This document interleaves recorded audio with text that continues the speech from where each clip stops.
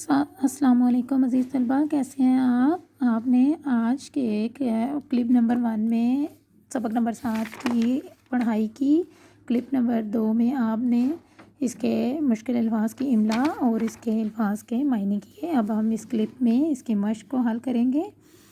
سوال ہے آپ کے پاس، درج ذیل سوالوں کے جوابات لکھیں کہ جسمانی صفائی کے لیے کیا کیا چیزیں ضروری ہیں۔ جسمانی صفائی کے لیے روزانہ نہانا، صابن سے ہاتھ دھونا، ناخن تراشنا، دانتوں کو صاف رکھنا ضروری ہے۔ لباس میں کون سی چیزیں روزانہ لازماً دھلی ہوئی ہونی چاہیے؟ لباس میں روزانہ جرابیں، بنیان وغیرہ دھلی ہوئی ہونی چاہیے، پہننی چاہیے۔ رات کو لال بیگ کہاں سے نکل کر ہمارے کچن میں آتے ہیں؟ رات کو لال بیگ سیوریج کے گندے پائپ سے نکل کر آتے ہیں۔ اگلے پیج پر آ جائیں، صفحہ نمبر 39، ٹھیک ہے۔ جھینگر کیا کھاتے ہیں؟ جھینگر کاغذ، لکڑی اور کپڑا وغیرہ کھاتے ہیں۔ لال بیگوں اور جھینگروں سے نجات کا سب سے کامیاب طریقہ کیا ہے؟ ان سے نجات کا طریقہ یہ ہے کہ گھر کو گندا نہ ہونے دیں۔ مچھروں سے کون کون سی بیماریاں پھیلتی ہیں؟ مچھروں سے ڈینگی بخار، ملیریا پھیلتا ہے۔ اسکول، کھیل کے میدان اور پارکوں کی صفائی کو کیا چیز متاثر کرتی ہے؟ ان جگہوں کو کاغذ، جوس کے خالی ڈبے، چپس کے لفافے وغیرہ متاثر کرتے ہیں۔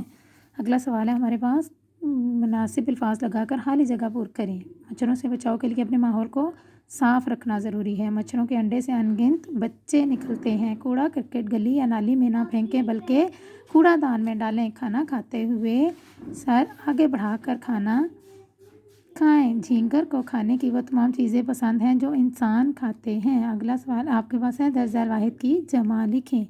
بیماری، بیماریاں، مشروب، مشروبات، جراب، جرابیں، مٹھائی، مٹھائیاں، ترکاری، ترکاریاں، مکھی، مکھیاں، جگہ، جگہیں، قسم، اقسام، مقام، مقامات۔ آپ کے پاس اگلا سوال ہے کہ کب، کیوں، کیسے اور کیا وغیرہ یہ ایسے الفاظ ہیں جن کو کسی جملے کے شروع میں یا درمیان میں استعمال کر کے جملے کو سوالیہ بنایا جا سکتا ہے، ٹھیک ہے۔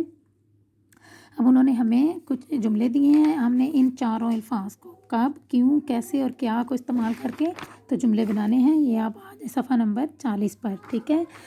دیکھیں آپ کے پاس یہ جملے ہیں، لال بیگ آپ کے گھر پہ یلغار کر دیں گے۔ ان میں آپ نے ان چاروں الفاظ کو استعمال کرنا ہے۔ کن چاروں الفاظ کو؟ کب، کیا، کیسے اور کیوں، ٹھیک ہے۔ تو آپ کب کہ کیا لال بیگ آپ کے گھر پر یلغار کر دیں گے؟ لال بیگ کب آپ کے گھر پر یلغار کر دیں گے؟ لال بیگ آپ کے گھر پر کیسے یلغار کر دیں گے؟ لال بیگ آپ کے گھر پر کیوں یلغار کر دیں گے؟